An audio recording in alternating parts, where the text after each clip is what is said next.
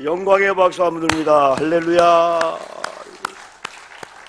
네, 마스크를 다 꼈죠? 여러분 좌우 옆분들 축복합시다. 오래간만에 뵙는 분도 있어요. 축복합니다. 반갑습니다. 고맙습니다. 네, 우리 찬양대도 중위층에 우리 아이들이 이렇게 많이 와서 참 눈물이 나네. 이렇게 그렇죠? 코로나라고 하는 이 극한 상황 속에서 우리 장님들 기도했지만은 연병이죠. 전염병인데 그래도 감사한 것으로 우리나라가 확진자가 여러분 두 자릿수로 내려갔는데 미국이나 저쪽에서는 수많은 사람들이 어려움을 많이 당하고 있습니다. 그러나 정부에서는 이게 다시 올 수도 있기 때문에 우리가 항상 조심하는 일이 매우 중요하다 볼 수 있습니다.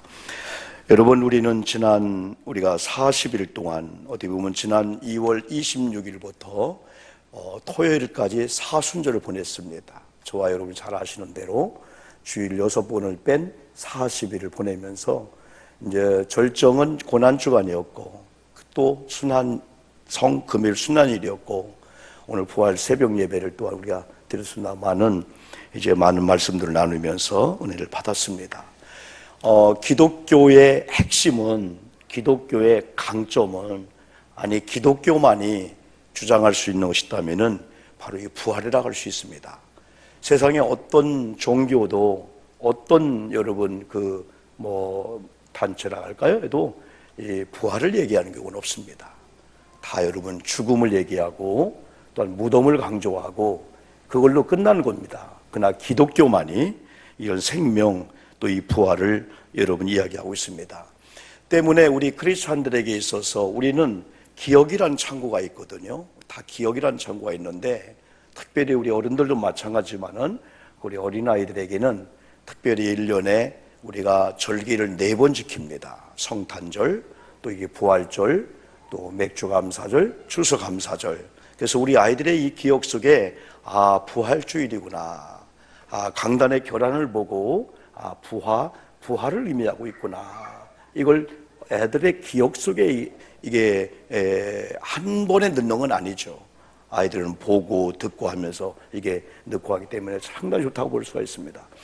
우리는 지난 주일날 종려주일을 우리가 지키고 고난주일을 지키면서 많은 말씀을 나눴는데 그 어른들의 그 무리 속에 아이들이 같이 껴서 종려나무 가지를 흔들고 호산나 다윗의 자손을 오신 예수시여 이렇게 찬양했습니다. 그리고 그 성전 뜰이나 성전 밖 그 안팎에서는 때로는 보지 못하는 맹인들 또한 다리가 불편한 저놈 사람들이 많이 있었습니다.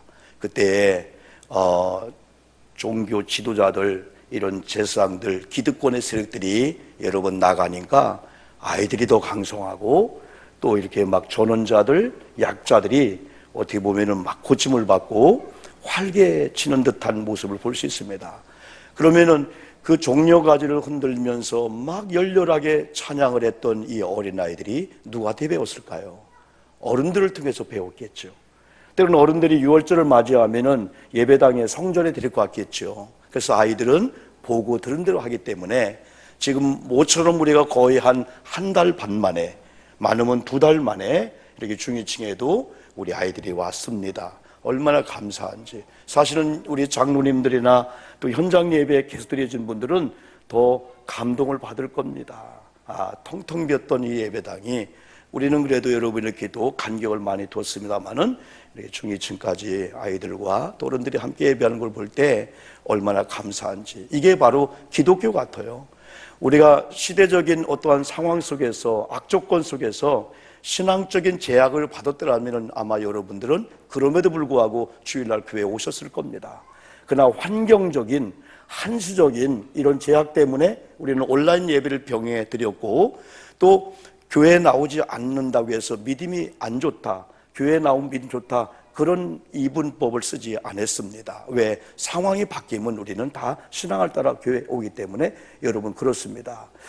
그럼에도 불구하고 우리는 이렇게 모든 고난의 이런 과정과 십자가 죽으심을 여러분 지나서 이제는 부활이라고 하는 이 감격이 우리 기독교인이 있기 때문에 항상 우리 기독교인들은 절망하지 않죠.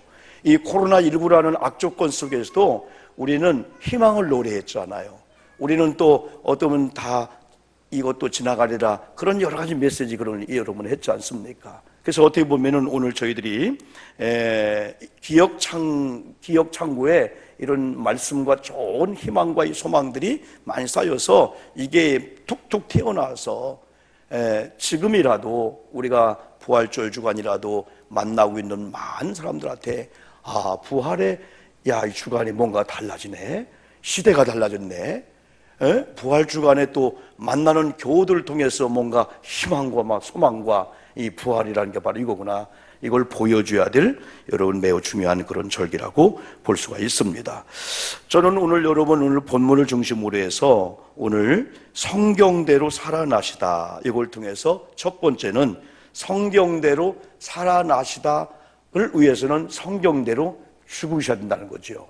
이 죽음이라고 하는 것을 거치지 않고 부활은 있을 수가 없지 여러분요. 졸다가 깨어난 것도 아닙니다. 기절했다가 깨어난 것도 아닙니다. 예수님은 정확하게 죽음을 경험했습니다. 그래서 바울은 고린도 교회에 편지를 하면서 성경대로 죽었다라고 말씀해 주고 있습니다.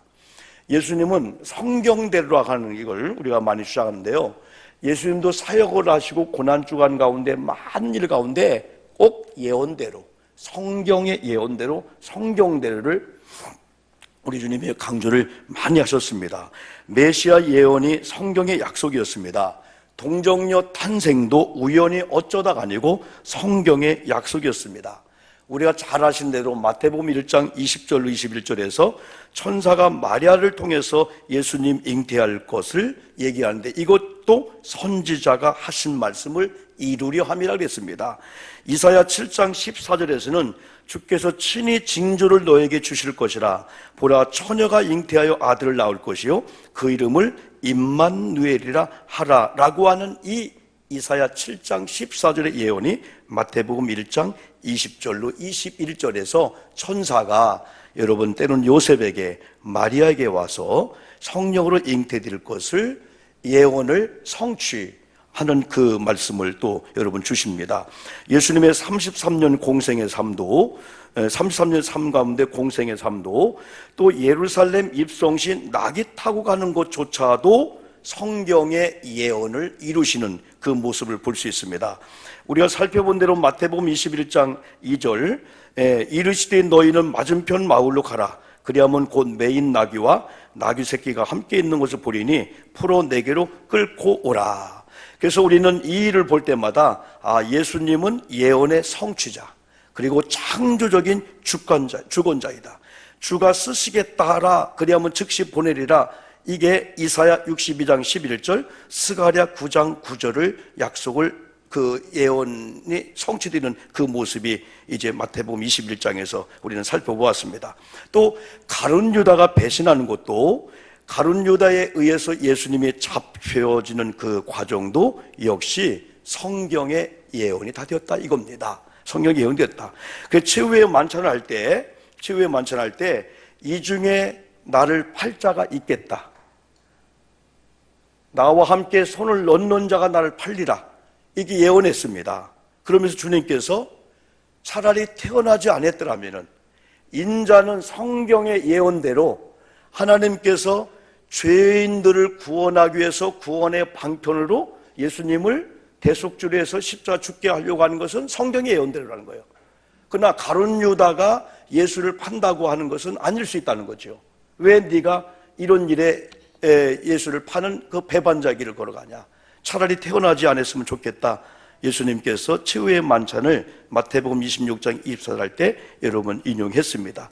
그러면서 이제 겟세마네 동산에서 예수님이 기도하신 다음에 베드로, 야고, 요한과 더불어서 기도를 다 마치는데 그때 서로들 군우를 짜고 가룟 유다하고 군병들하고 많은 사람들이 몽치를 가지고 예수님을 잡으러 왔습니다. 그래서 예수님에게 거룩한 입맞춤이 아니고 가증스러운 입맞춤으로 사인해가지고 예수를 여러분 잡습니다.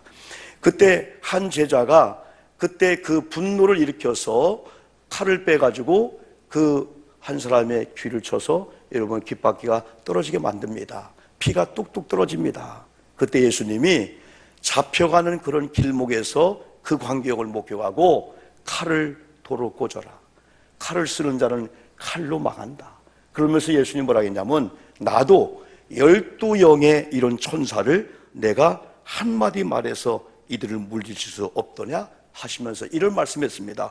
그렇게 하면은 이런 일이 있으라 한 성경의 예언이 어떻게 이루어지겠느냐. 약속의 성취로 오신 예수님은 언약, 예언, 이 약속대로 이루어짐을 우리 예수님이 하셨습니다. 여러분, 베드로가 배반합니다. 또 베드로가 배반할 것을 예수님이 예고합니다. 오늘 밤 닭 울 때 네가 3번 날 부인하리라. 그때 베드로가 호언장담했습니다. 그럴 리 없습니다, 예수님. 혹시 다른 제자가 다 부인할지라도 왜 다른 사람의 믿음을 걸고 넘어갈까요? 나는 결단코 예수님 부인하지 않겠다라고 하는 이런 베드로가 결국은 예수님을 부인합니다.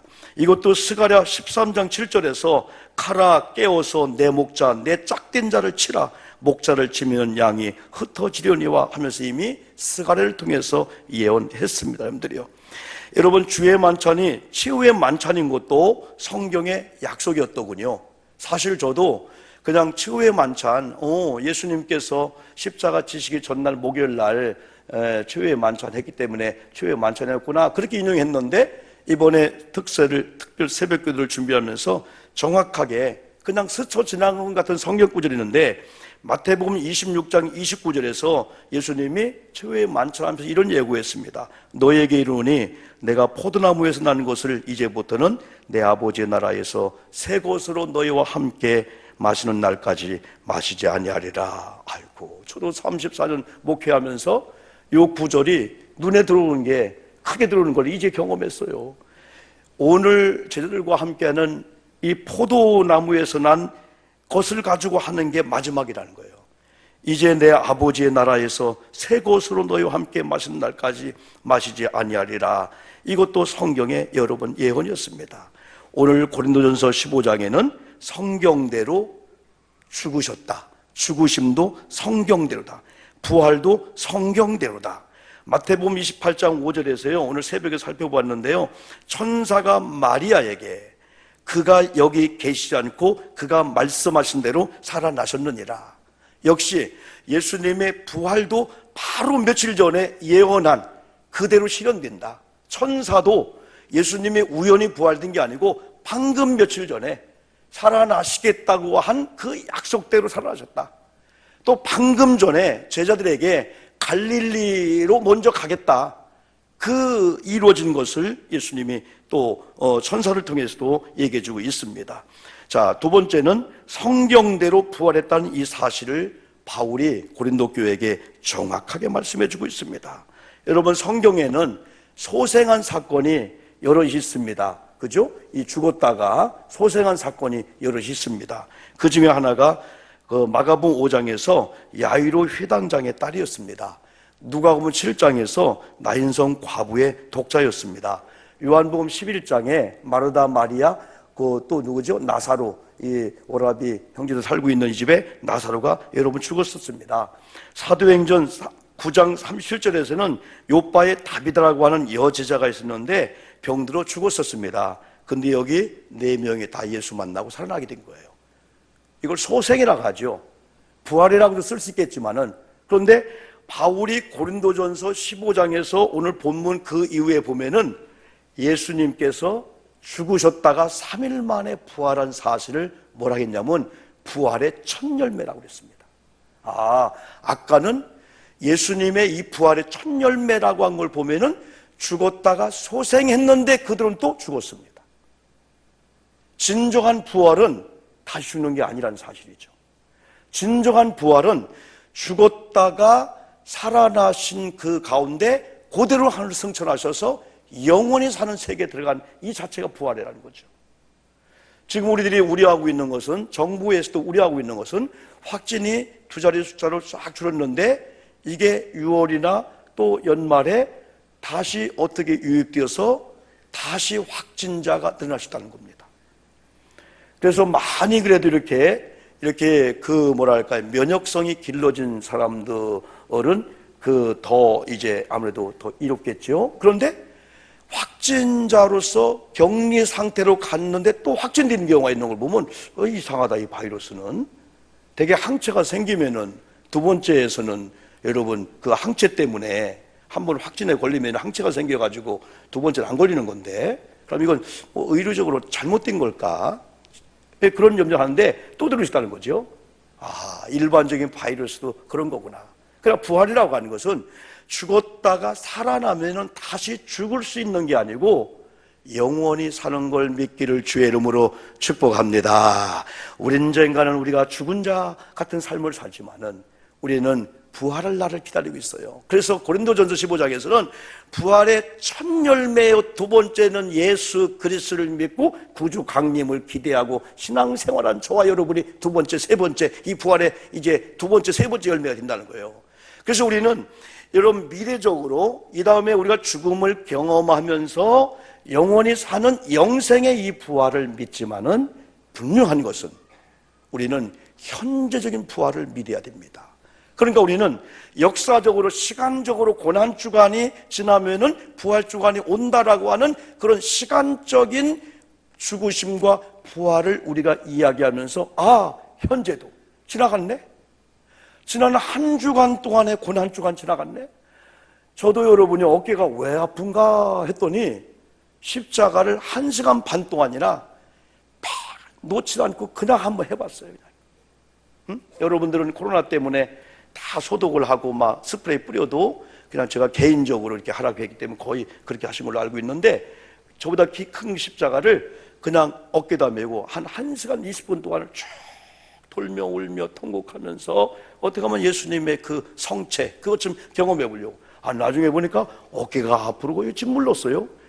그거 아무것도 가벼운 그 십자가 하나를 졌는데도 그렇구나 하면서 예수님의 그런 심정을 생각했는데요. 자, 시간적으로 본다면은 고난주간 지났잖아요. 성금요일 지났잖아요. 오늘 부활주일이란 말이에요. 그러면 현재적으로도 우리나라가 때로는 저와 여러분이 총체적인 어려움을 당하고 있는 거예요. 안 어려운 사람이 한 명도 없는 것 같아요. 이분은 이렇게 어려우면 이분은 또 이렇게 어렵고, 저분이 어려운 게 없는 그분은 또 다른 게 어려움이 있고, 다 어려움이 있는 거예요. 아파서 어렵고, 돈이 없어도 어렵고, 사람 때문에 어렵고, 또 뭐 전세비, 지금 뭐 대출이자, 그리고 또 상상도. 여기는 우리 장로님, 권사님들 말씀 안 해서 그렇지 다 아픔이 있는 거예요. 다 아픔이 있는 거예요. 어제 오사 권사님이랑 전화 통화하면서 아이고 목사님, 코로나 때문에 식구들도 병문안 모드로 다 맞고요. 그리고 교회 가고 싶은데 교회도 못 가고요. 그러면서 전화로 제 기도 이렇게 해줬는데 다 우리 아픔이 다 있어. 아픔이 있어.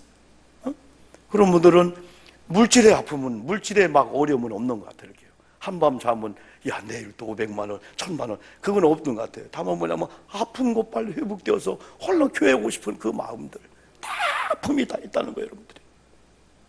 그런데 우리는, 크리스찬들은 영원히 사는 부활은 100% 믿지만 현재 산 넘어 산이요, 아주 절망이요, 아주 그냥 늪이요, 그냥 그런 상황 속에서도 물질이면 물질, 건강이면 건강, 사람은 사람 관계도 이 부활은 감상이 아니구나. 현재적 부활.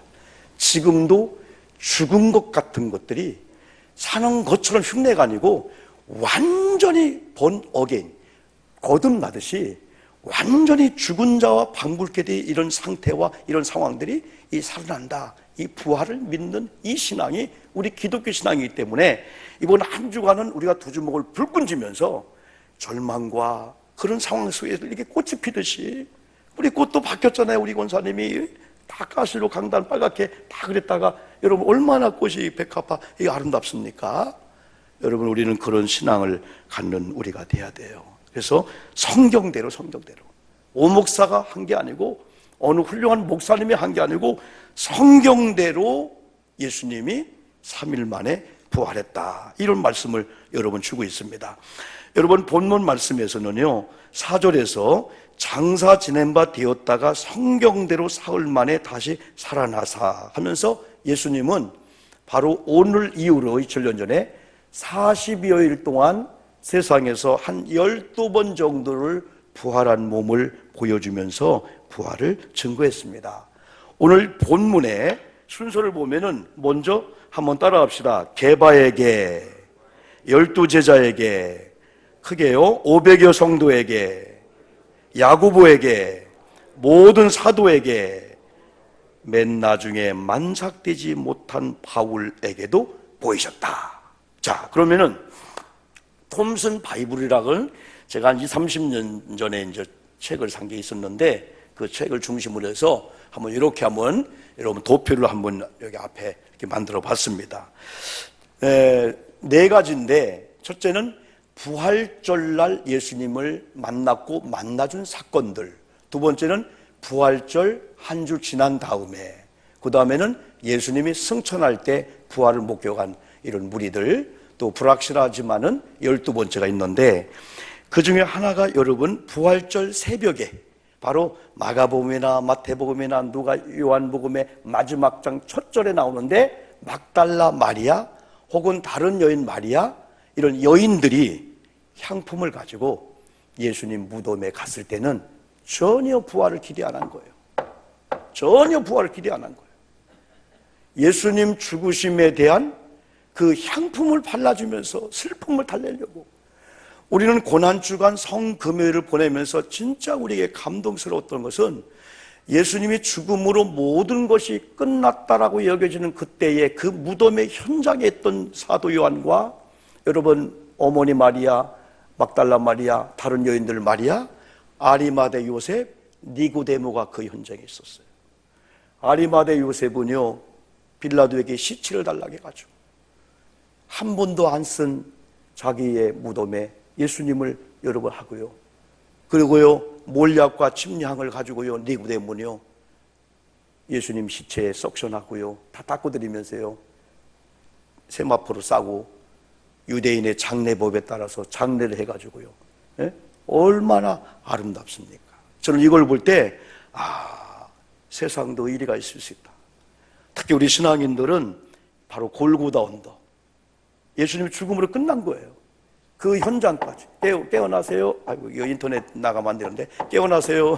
지금 날씨가 지금 이게 얼마나 아름답습니까?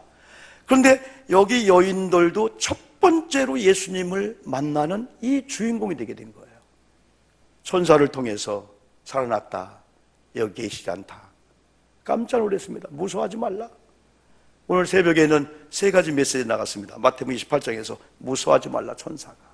그 다음에 9절에서 예수님 만나니까 예수님이 평안하느냐 물어봅니다. 빨리 제자들에게 알려줘라. 저는 그 광경에서 충격을 받게 되는 거예요. 이놈들 좀 봐라. 이럴 수가 있냐? 응? 이럴 수가 있냐? 그게 아니고 그 마리아에게 빨리 가가지고 제자들에게 알려라. 내가 갈릴리 먼저 가 있을 테니까 약속대로 거기서 만나자. 대반전을 하게 되는 거야. 혼내킨다, 매를 댄다, 믿음이 없는 놈들아, 그게 아니고 너나 만나자. 내가 부활한 예수인데 갈릴리. 그래서 이 여인들이 빨리 가서 베드로에게 알리지 않습니까? 무슨 일이냐, 그들이 막 불로 달려오지 않습니까? 나중에 만나지 않습니까? 여러분, 두 번째가 바로 전했던 베드로입니다. 세 번째가 엠마오 두상의 두 형제였습니다. 그리고 네 번째가 도마를 제외한 제자들이었습니다. 도마가 어디 갔나 모르겠어요. 도마가요. 그 다음에 부활주일 다음 주일 한 주일 있다가 11명의 제자 도마와 함께 있을 때 그 전에 말이에요, 도마가 예수님 부활했다는 소식을 듣고 나는 믿을 수가 없어. 어떻게 예수님 부활해? 만났다니까. 다른 제자 그러니까 아이고 나는 못 만나. 내가 예수님의 그 못자국, 예수님의 그 창 찔렸던 옆구리 손으로 넣지 않고 내가 안 믿을 거야. 근데 바로 이 다섯 번째 도마가 있는 그때 예수님이 그럽니다. 내가 그의 손에 못자국을 보며 내 손가락을 그 못자국에 넣어보며 내 손을 그의 옆구리에 넣어보지 않을 걸 믿지 않겠느라 했는데 예수님이 만나주면서 내 손을 만져봐라. 그때 도마가 나의 주님이십니다. 나의 하나님이십니다. 이런 도마가 나중에 인도로 가갖고 인도 복음의 시효가 된 거예요. 시초가 된 거예요. 인도에 순교하는, 오늘 인도 복음이 엄청나잖아요, 여러분들이요. 여섯 번째, 고기 잡는 7명의 제자. 대개 이제 요한복음 21장에 나오는 겁니다. 장소도 있고요. 또 일곱 번째, 예수께서 베드로에게 분부하시는 장면, 21장에서 내가 날 사랑하냐, 내 양을 먹이라, 그런 장면이 있죠. 여덟 번째는 다시 또 제자들, 마태복음 28장 16절로 11절 보니까 11명의 제자가 갈릴리에 가서 예수께서 지시하신 산에 이르러. 한 명이 어디 갔죠? 한 명이 가룟 유다입니다. 가룟 유다가 죽었잖아요. 사도행전 1장 26절 이제 가서 예수님이 하늘나라 승천하시면서 성령을 약속하고 예수님 승천하신 이후에 마띠아를 제비 뽑아갖고 12제자 무리에 여러분 포함시키는 장면이 또 여러분 나옵니다. 아홉 번째가 500명의 형제들, 오늘 본문에 나왔죠. 열 번째가 야고보에게 오늘 본문에 여러분 나왔죠. 또 예수님이 승천하는 때에 또 많은 사람이 11명의 사도가 사도행 1장 2절 6절에서 베단이라는 장소에서, 바울이 이제 사도행전 9장이나 오늘 8절에서 만삭되지 못한 자 같은 자기에게도 예수님 부활을 이렇게 만나게 해주셨다 했을 때에, 시간은 잘 모르지만은 바울의 경험 속에서, 바울의 간증 속에서 바울도 부활의 예수를 만났다고 하는 것을 정확하게 여러분 말씀에 여러분 주고 있습니다. 자, 세 번째는 이렇게 성경대로 죽으셨다가 성경대로 부활하신 예수님을 바로 우리는 만났다는 사실이에요. 여러분, 만남은 사건이 아니겠어요? 이 만남이라고 하는 건 사건이잖아요. 만남 사건이에요. 그러면은 우리에게 어떤 사건이 일어나야 했냐? 최소한도 오늘 새벽에 주신 말씀대로 세 가지가 먼저 일어나야 돼요. 무서워하지 말라는 거하고 너 평안하느냐라고 하는 두 가지 질문은, 무서워하지 말라, 이건 천사가 준 말이에요. 그러면서 예수님께서 28장 마태복음 9절에서 그 여인들을 만나면서 너희들 평안하느냐 물어볼 때 그 평안은 주님이 주시겠다는 거예요. 그러면서 그 유명한 마태복음 28장 19절 20절에서 이제 가서 전도하라. 예수, 하나님, 예수 성령의 이름으로 세례를 주고 내가 분부한 모든 걸 가르쳐 지키게 하라라고 하는 그 마지막 명령을 여러분 주지 않습니까? 저는 그걸 이해 못하는 겁니다. 너 앞으로 1년 동안 근신 좀 해야 되겠어, 3년 동안 근신해야 되겠어, 그게 아니에요. 빨리 가서 제자들에게 갈릴리에서 나 만나자 하자, 내가 부활했으니까, 이런 예수님의 자비하심. 그러면서 그런 제자에게 다시 전도의 사명을 주고 다시 제자의 자리에 인정해 주는 이 부활하신 예수님의 이 아름다운 사랑은 여러분 얼마나 아름다운지요. 누가복음 24장에서도요 36절에서도요 평강이 있을지어다, 38절에서는요 어찌하여 두려워하며 무서워하느냐, 어찌하여 마음에 의심이 있느냐, 45절에서는 예수님이 그들의 마음을 열어 성경을 깨닫게 하셨고, 46절은 이같이 그리스도가 고난을 받고 제3일에 죽은 자 가운데서 살아날 것과 또 그의 이름으로 죄사함을 받게 하는 회개가 예루살렘에서 시작하여 모든 족속에게 전파될 것이 기록되었으니 너희는 이 모든 일의 증인이라 하면서 사명을 주는 거죠. 증인의 삶을 여러분 살게 하는 거죠. 적어도 부활의 예수를 만났다면은 부활의 예수를 만난 우리들 속에 없어야 할 것 두려움입니다. 있어야 할 것 평강입니다. 부활의 예수를 만났다면 최소한도 우리 속에 의심이 없어야 돼요. 의심이 없어야 돼요. 의심이 사라져야 한다는 거죠. 또 적어도 부활의 예수를 만났다면 우리 속에 사건이 뭐냐면, 부활의 예수를 만났다면 우리 사건이 뭐냐면은 증인의 삶입니다. 내가 이 증인. 그런데 우리가 부활의 산 증인의 삶을 살려면은 먼저 만난 감격이 우리부터 시작한다는 겁니다. 이야, 나 이제 끝났다. 죽음도, 죄도, 사명도, 죄와 죽음의 사망을 이기시고 부활하신 예수가 내 속에 들어왔다면 가지고 죄가 뭐가 문제야? 질병이 뭐가 문제야? 가난이 뭐가 문제야? 이제부터 예수의 부활의 영성이 내 속에 있다면 그분이 나를 이끌 건데. 그래서 여러분, 팀 켈리라는 사람이 왕의 십자가를 섰는데요, 예수님의 십자가를 얘기하면서 예수님이 십자가의 죽으심으로 말미암아 하나님께서 형기, 만기, 끝, 이 선언을 그 팀 켈러가 얘기한 거예요. 여러분, 감옥에 갔습니다, 죄 때문에. 근데 형기를 다 살았습니다. 그러면 어떤 법도 그 사람을 다시 구속 못 시킵니다. 이제는 구속, 풀어주기 자유가 없는 거예요. 예수님이 십자가 죽으시면 팀 켈러라는 사람은 왕의 십자가에서 형기 마감, 오목사 여러분 장로님 권사님 이름을 부르면서 내가 십자가 죽음으로 말미암아 형기 만겨졌는데 예수 그리스도를 구주와 주님으로 믿기만 하면은 더 이상은 어떤 법도 구속이라든지 우리를 기소한다든지 재판에 우리를 끌어들일 수 없다는 거예요. 이게 얼마나, 그래서 우리가 부활의 산증이 되려면 최소한도 죄와 사망의 권사를 이긴 자의 삶을 우리가 살아야 한다는 겁니다. 아직도 죄 아래 아유난 사망의 지배를 받아. 그러니까 우리가 언어가 생활이 다르게 여러분 되게 되는 거죠. 그러면서 아까 얘기한 대로 부활의 산증이 되려면은 평강을 내가 만났다. 저는 나중에 제자들이 부끄럽고 미안했지만요, 그 예수님 그냥 어떤 사람은 발에 막 무릎 꿇고 막 경배하면서 예수님 부활하셨거든요.